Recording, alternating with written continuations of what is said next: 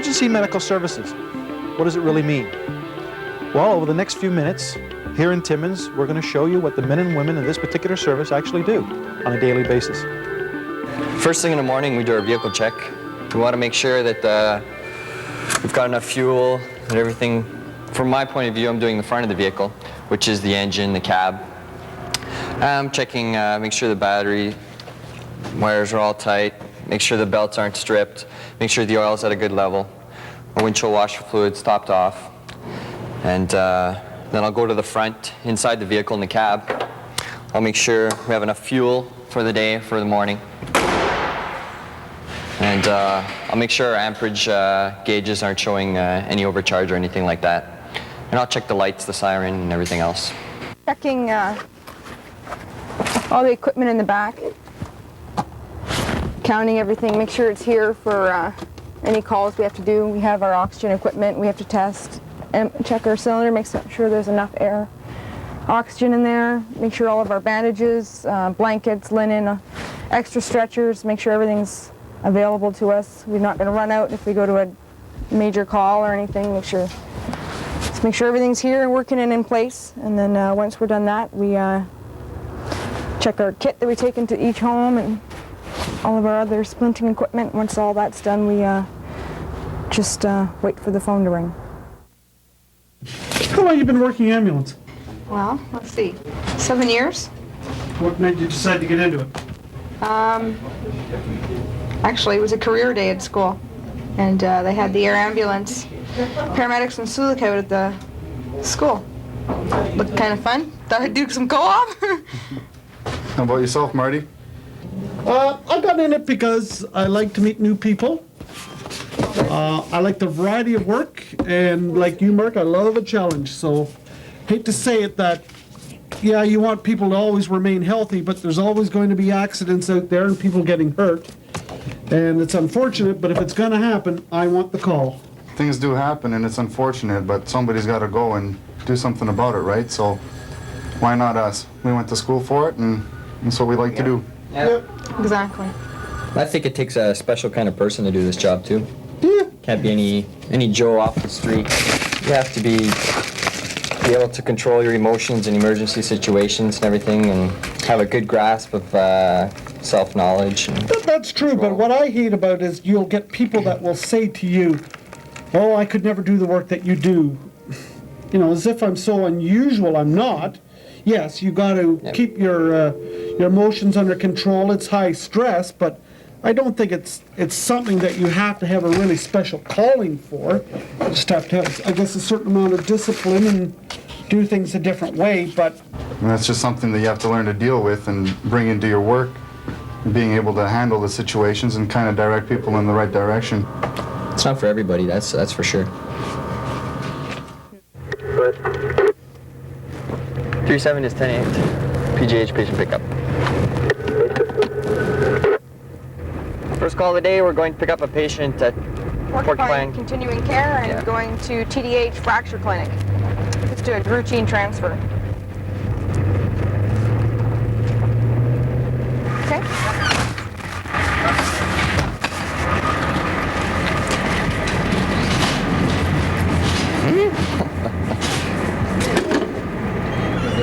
This is Barrett.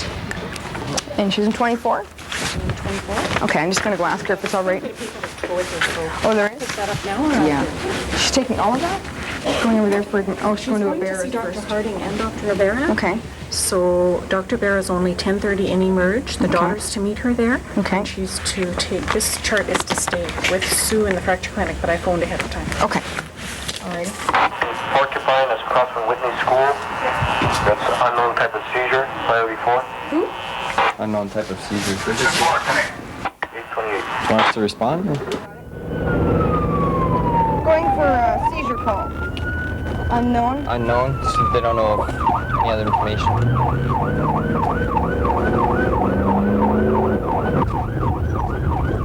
It's like an obstacle course here. They don't get out of the way. And we have to go into oncoming traffic, and everybody, they're supposed to pull over and stop regardless, but a lot of people figure they're going the opposite way, they don't have to. So like this truck up here should be pulling over and stopping when he sees our lights flashing. What are the pet peeves? What don't you like about the job? Nobody moves for the ambulance. On code 4 calls? Yeah. When you Lights see and an siren. ambulance with lights and siren, or even just lights, you pull over to the right and you stop. No matter which direction you're traveling in. It doesn't matter. None of this. Keep driving. Even a good thing is to signal your intention, so that we know that when you see the light, you see the lights, you see the ambulance coming, you signal, and that tells us that you see us, and that's very helpful for us, because then we know that you're aware that we're coming. So that's very important. Another thing that gets to me is, while the vast majority of people in town have addresses on their house, it ticks me off, especially at nighttime, going to do a call, and I can't find the house because there's no address on the house anywhere. So you have to go a few houses up or a few houses back to find out the location that you want to go. So if you don't have an address on your house, please get one, because the time may come that you may need some type of emergency service at your home quickly, and you want them to be there knowing where you live by the address. Another important point I'd like to bring up is that we are ambulance attendants and not ambulance drivers. Yes. Yeah. We sure do a heck of a lot more, More than than just drive. Yes. And we take turns with our partners doing a call each, and one person will be in the back and the other person will drive, and then after the next call we'll bring it back to the other way, and then you'll be in the back and your partner will drive. So there's always a change, and nobody's a set driver, and that's why we like to be called ambulance attendants, because we certainly don't just drive. Yeah. If you want me just to drive, I'll show up at your door, and you can crawl out, shall we say, hop in the ambulance, and I'll drive you to the hospital. You know, they're not police car drivers, and they're not fire truck drivers. right. They've got different titles, so, you know, that's what I appreciate is, don't call me just a driver. Because we're not certainly we do taxis more also. than that. Yeah. A lot more than that. Another thing would be up on standby. Everybody says they're having donuts on the Yes. corner of 655 and 101 at the Country Style Donut store there. We just sit there because it's there's lights to get out, quick access to the highway to go either to Porcupine or to South Porcupine, That's right. or we're- into Timmins, depending where the call is, if the other crew is busy in South Porcupine. We might certainly enjoy a coffee every once in a while, but most of the time we're there as a strategic location so that we can cover all the areas. How long has he been in seizure? 4 quarter after. 4 quarter after? Okay. I'll get the stretcher. We'll just get all that en route. Are you going to come in with him? Yeah. Okay. You got a list of medications with you that he takes on a regular basis? Yes. Okay. Hasn't had anything. Hasn't Have you had taken any anything. meds today? Okay.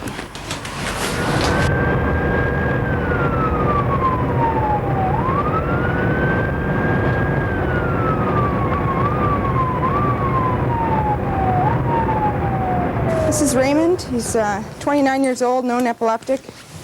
Having seizures since approximately 8:15 this morning. He's been in one ever since we picked him up. Okay, they've given him 2 milligrams of 1, 2, 3. 2 milligrams of Ativan. No response from it. There we go. From this point on, when we come in, the attendant did her report. She'll tell the nurse what's going on, and they'll triage like they told us to go right away to recess. They knew we were coming. They have a radio they can listen into. You know, the nursing staff will take over, the hospital staff, I should say.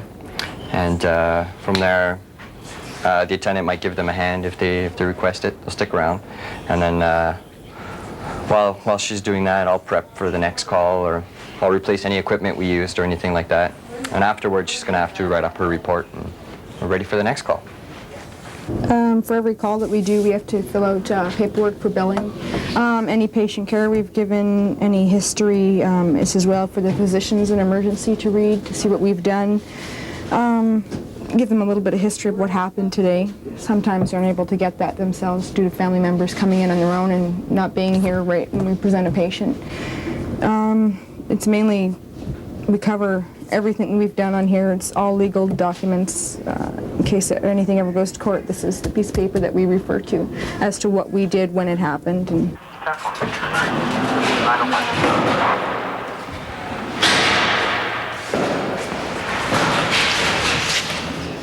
think the worst is I find is the family reactions. If a patient is deceased and dealing with them, and you know, naturally they're very upset about what's happened, but you know, how much can you say or do in the short period of time that you're there that will be of benefit to them? I have family here, but a lot of people that we deal with are perfect strangers to us. Yeah. And you try to be as compassionate as you can be, but you also, you know, but you have to distance yourself because you let everything like that get to you. Exactly. I had the opportunity to pick up my grandmother. She had fallen at the cottage and had broken her hip, which is a routine call. For us, yeah. It's not a very tragic situation, but I tell you, when it's your own grandmother, your family. Do you find though sometimes that you become too numb to the goings on? That you've been involved with death so many times perhaps that maybe you've got an internal guard inside of you that you don't want to let too much in, then you wouldn't be able to carry out the job. That you have to sort of like be a level above, shall we say, immune to the emotions of the family and just focus on the job that you have to do. I'm sure there's times that, as in right now, I've never got seriously involved in what's going on around me. My prime care goes to the patient. Focus on that. And That's right, yeah. after you're done with that, then you can turn to the other people and ask if they're all right. Like when you go to a car accident and there's nobody injured, but you get there and you want to make sure and you're asking them questions, they're all a little shaken up and a little excited and panicky and teary-eyed. As far as car accidents and that go, if I had $1 for everybody that stood around watching an accident, You'd be I right. retired 10 years ago. Oh, yeah. Well, maybe they should have a third attendant on the vehicles. Oh, yeah. 2 attending the patient and 1 passing out a hat. Yeah. Gunshot wound suppose that somebody either shot themselves or been shot. It's an unknown. Timmins police is on the way. Yeah. We'll usually wait till the police secure the scene, and they'll wave us in or what have you. We'll be waiting either a couple of houses down or what have you. Dispatch will tell us when we can go in, or we'll ask.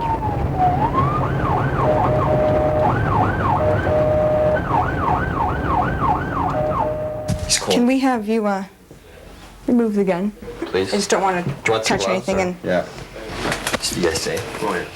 He's cold. oh, he's cold. He's going to Oh, yeah. We get not necessarily gun calls very often, but a lot of the times the patient's been there a while and has signs of being obviously dead, and we don't transport. We call the police come, they call the coroner, and they do the body removal. And how is that, how do you handle it yourself personally?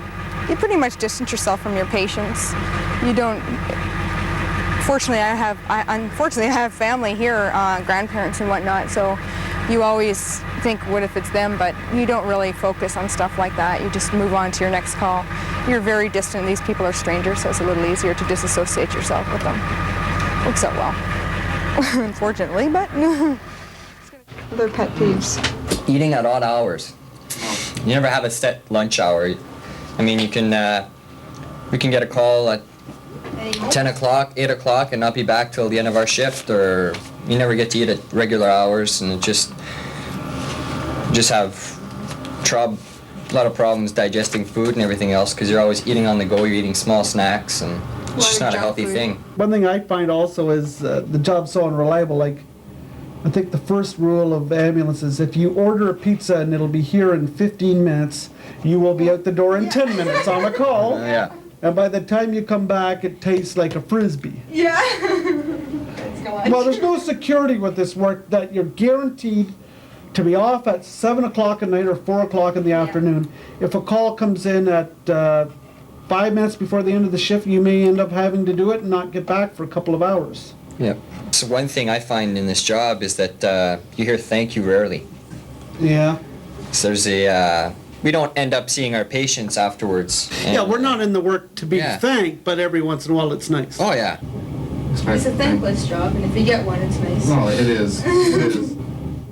Another transfer from the plane to the hospital from the airport. They're probably coming in from out of town, either Hearst, Cap, somewhere else, and they're coming in to see a specialist. So. A typical day in the life of emergency medical services staff in the city of Timmins. These professionals are providing emergency medical care, a job very few people would choose to undertake. They offer their skills to victims of accident and illness 24 hours a day, and they rush to help when pain has taken its toll and has left these victims upset and distraught. Thanks and recognition is very seldom given to these professionals. Wave to our crews and say hi. If you have any questions or concerns, please feel free to visit our administration offices at 115 Jubilee Avenue East in Timmins.